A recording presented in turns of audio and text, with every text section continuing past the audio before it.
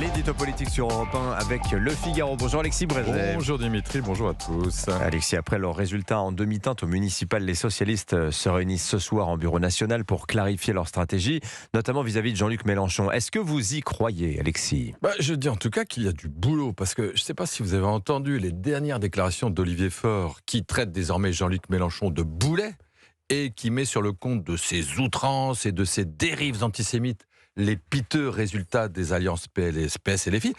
Mais on se pince. C'est quand même pourtant pas faute d'avoir été prévenu. Tous les sondages montraient que les électeurs de la droite et du centre étaient vent debout contre ces alliances de la honte et que les électeurs socialistes y étaient majoritairement hostiles. Mais tu l'as voulu, Georges Dandin. Mais le pompon, le summum de l'hypocrisie, c'est pas Olivier Faure, c'est François Hollande. Parce que alors là, lui, il bat tous les records.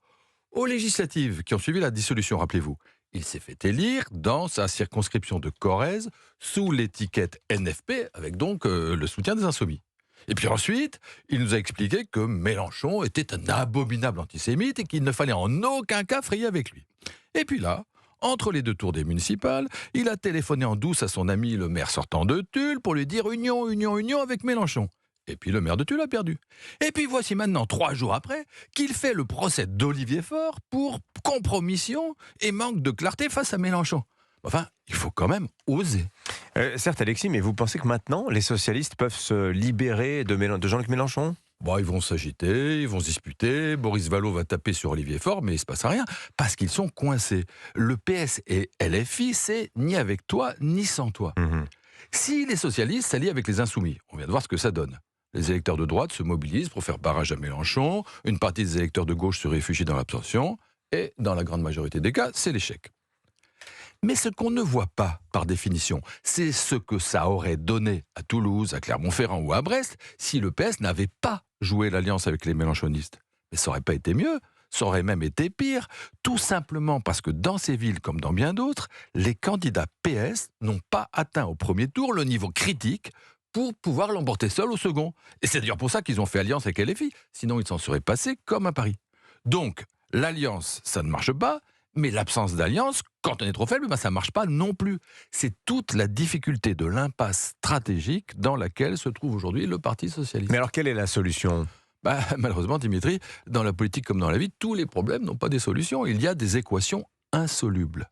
Parce que le PS, depuis la fin des années 80, a abandonné les catégories populaires au Front National. Parce qu'il a laissé Jean-Luc Mélenchon faire main basse sur l'électorat Terra Nova, jeunes diplômés des villes et populations d'origine immigrée. Eh bien, il n'a plus aujourd'hui la base électorale suffisante pour gagner seul et sans alliés. Alors, c'est pas nouveau. Lionel Jospin, à qui les socialistes, c'est bien naturel, rendent hommage depuis hier, a tenté de sortir de ce piège en inventant la gauche plurielle. Elle lui a permis de sauver les meubles aux élections municipales de 2001, en faisant la conquête de Paris et de Lyon déjà. Mais puis 1 an plus tard, en 2002, coup de tonnerre, Lionel Jospin, candidat du PS, n'était pas au second tour de l'élection présidentielle.